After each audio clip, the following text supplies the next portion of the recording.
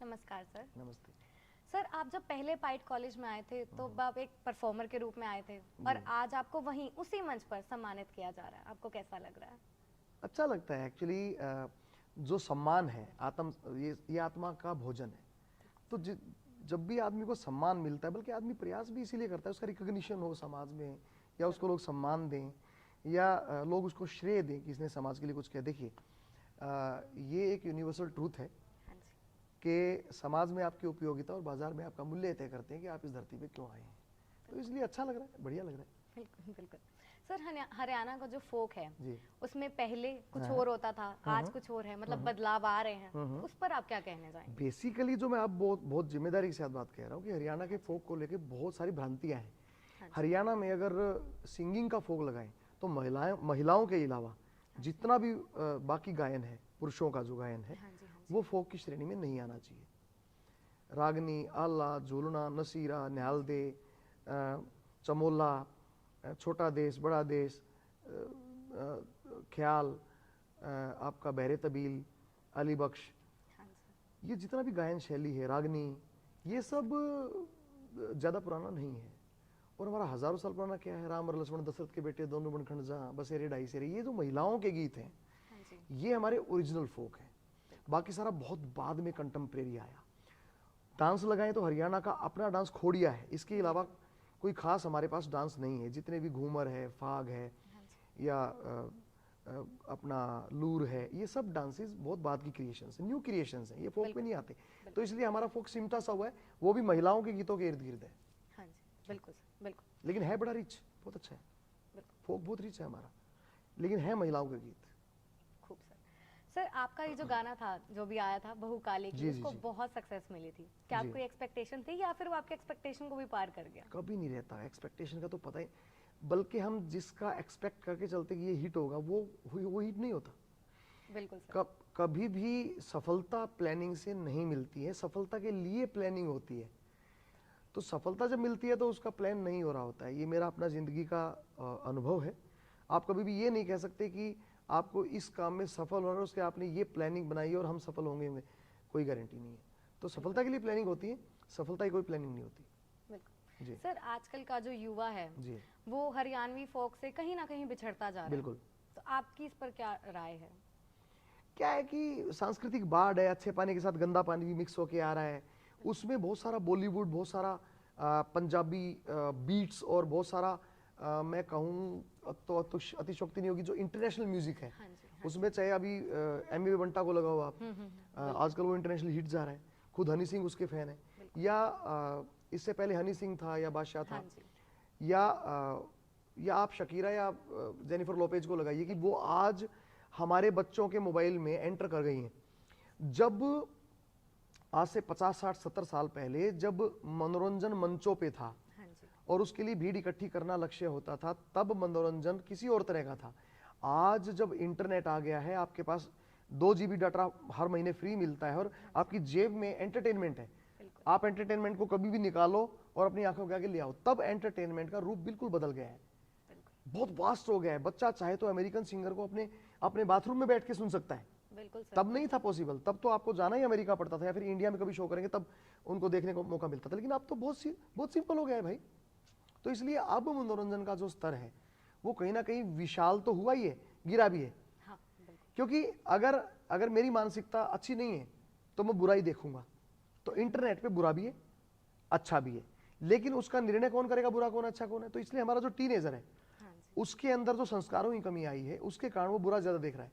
बिल्कुल। इसलिए अश्लील नृत्य के आपको हो सकता है कि 50 मिलियन व्यू मिल जाएं, लेकिन एक भजन के आपको 2 मिलियन व्यू नहीं मिलेंगे। तो वो हमारे जो घरों के संस्कार हैं, वो हमारी संस्कारों की जो यात्रा है, कहीं ना कहीं हम उससे टूटे हैं। जब से हमारा समाज टूटा है, हमारा गांव टूटा है, हमारा जो संयुक्त परिवार टूटा है, उसके परिणाम स्वरूप हम अपने संस्कारों से टूट गए। न्यूक्लियर फैमिलीज आ गई। पहले दादा दादी, फिर 4 भाई, फिर उनके बच्चे, पोता पोती, जिन्हें हम बोलते हैं बहुएं, सब इकट्ठे रहते थे। आज सब फ्लैट्स में रह रहे हैं। पहले एक भरा पूरा घर होता, परिवार होता था, हवेली होती थी। आज उसी हवेली को 4 BHK 6 BHK हेक्सा हाउस, पेंटा हाउस ने ले लिया है। बिल्कुल सर। उसके कारण हम नितांत इतने अकेले हो गए कि मनोरंजन को हमने जेब में डाल लिया है। पहले मनोरंजन भी पूरे समाज के लोगों का क्लस्टर इकट्ठा होता तो मनोरंजन होता था। पहले अगर खाने से पहले सब लोग इकट्ठे होते थे, वहां मनोरंजन हो जाता था, या सब घर पे बैठ के बुनियाद हम लोग सीरियल देखते तो मनोरंजन हो जाता था। आज मनोरंजन माँ अलग कमरे में बैठ के कर रही है, बाप अलग टेरिस पे खड़ा होकर कर रहा है, बेटा जो है वो अलग अपने बाथरूम में बैठा अपना मनोरंजन कर रहा है मोबाइल में। मनोरंजन का स्वरूप इसलिए चेंज हुआ कि हमारे संस्कार बदले, हमारे हमारे जो इकट्ठे संयुक्त परिवार थे वो टूटे, हम गांव से बिछड़ के शहर में आए।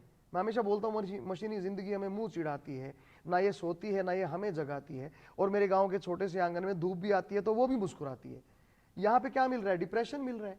पेंटा हाउस में रहने वाला एक बहुत अच्छा आर्टिस्ट जब नशा करके एकांतवास से परेशान होकर नशा करके अपनी गर्लफ्रेंड के जाने से आहत होकर फांसी खाता है, तो हमें पता लगता है कि जिंदगी कमाई पेंटा हाउस नहीं था, परिवार ही था। हमारे पास एक ऐसा मित्र नहीं है जिससे हम खुल के बातें कर सकें। सेल्फी इस बात का प्रमाण है कि हमारे पास कोई ऐसा सच्चा मित्र या दोस्त या प्यारा भाई या सहयोगी नहीं है जो हमारी अच्छे से फोटो खींच सके। इसलिए हम सेल्फी खुद की सेल्फी ले रहे हैं या अपने मित्रों के साथ सेल्फी ले रहे हैं। फेसबुक पे 5-5 हजार फ्रेंड है, लेकिन अपने सगे भाई से बातचीत बंद है। आज हम इतने अकेले हो गए हैं। सो ये संस्कारों की टूटने की यात्रा है, जिसके कारण म्यूजिक में भी गिरावट आई है।